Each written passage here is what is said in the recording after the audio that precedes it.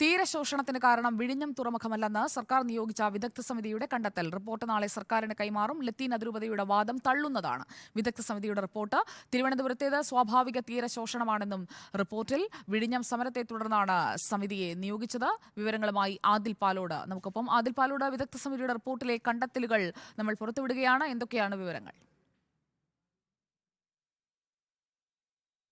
വളരെ നിർണായകമാണിത്. ദീർഘകാലമായി സർക്കാരും ലത്തീൻ അതിരൂപതയും തമ്മിലുള്ള തർക്കം തുറമുഖ നിർമ്മാണം മൂലം തീരശോഷണം ഉണ്ടാകുന്നു എന്നതിനെ ചുറ്റിപ്പറ്റിയായിരുന്നു.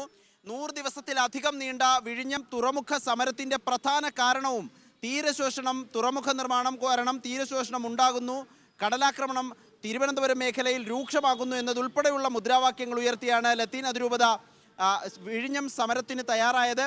ഈ സമരം ഒത്തുതീർത്തതിൻ്റെ ഭാഗമായാണ് ഒരു വിദഗ്ധ സമിതിയെ സർക്കാർ നിയോഗിച്ചത്. Central water and power station മുൻ അഡീഷണൽ ഡയറക്ടർ MD കൂടാലെ അധ്യക്ഷനായി 4 അംഗ സമിതിയെയാണ് സർക്കാർ നിയോഗിച്ചത്. ഈ സമിതിയുടെ റിപ്പോർട്ട് നാളെ മന്ത്രി VN വാസവന് കൈമാറും. ഈ റിപ്പോർട്ടിലെ വിവരങ്ങളാണ് വളരെ പ്രധാനപ്പെട്ടത്. ആ വിവരങ്ങളാണ് റിപ്പോർട്ടർ TVയിലൂടെ പുറത്തുവിടുന്നത്. തീരശോഷണത്തിന് കാരണം തുറമുഖ നിർമ്മാണമല്ല എന്നുള്ള കൃത്യമായൊരു പ്രസ്താവന ആ റിപ്പോർട്ടിലുണ്ട് എന്നുള്ളതാണ് പ്രധാനമായും ലഭിക്കുന്ന വിവരം.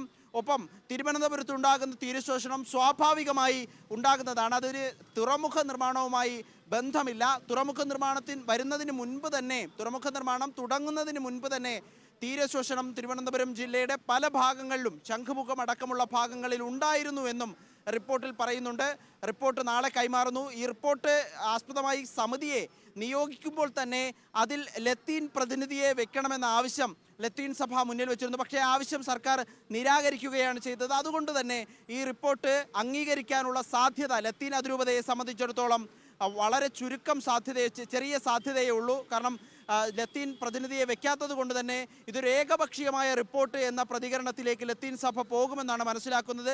ലോക്സഭാ തെരഞ്ഞെടുപ്പ് അടുത്തിരിക്കെ ഇക്കാര്യം എങ്ങനെ കൈകാര്യം ചെയ്യുമെന്ന കാര്യമാണ് ഇനിയുള്ള ആകാംക്ഷ. ആദിൽ പാലോട്, തീരശോഷണത്തെക്കുറിച്ച് പറഞ്ഞുകൊണ്ടായിരുന്നു സമരങ്ങളെല്ലാം. അതിലിപ്പോൾ ഒരു വ്യക്തത വരുത്തുന്ന റിപ്പോർട്ടാണ് പുറത്തു വരുന്നത്. ഇക്കാര്യത്തിൽ പ്രതികരണങ്ങൾ വന്നു തുടങ്ങിയോ ആദിൽ, നമ്മൾ ഈ വാർത്ത പുറത്തുവിട്ടതിന് ശേഷം? റിപ്പോർട്ട് ഔദ്യോഗികമായി സമർപ്പിച്ച ശേഷമാകും കൂടുതൽ പ്രതികരണങ്ങൾ സ്വാഭാവികമായും ലഭിക്കുക. നമ്മൾ ബന്ധപ്പെടുമ്പോഴെല്ലാം ഔദ്യോഗികമായി റിപ്പോർട്ട് നാളെ കൈമാറാനുള്ള നീക്കമാണുള്ളത്. അതിന് മന്ത്രിയുടെ സമയം അനുവദിച്ചിട്ടുണ്ട്. MD കൂടാലെ, പൂനെയിലുള്ള MD കൂടാലെ തിരുവനന്തപുരത്ത് വൈകുന്നേരത്തോടെ എത്തിച്ചേരും.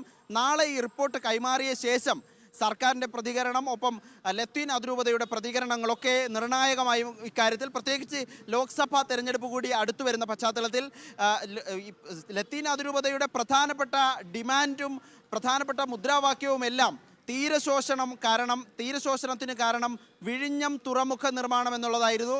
പക്ഷേ അങ്ങനെയൊന്നില്ല എന്നൊരു റിപ്പോർട്ടിലേക്ക് സർക്കാർ പോകുമ്പോൾ, സർക്കാരിന് ആ റിപ്പോർട്ട് ലഭിക്കുമ്പോൾ തുടർ നീക്കങ്ങൾ അതിപ്രധാനമായിരിക്കും. സുജയ.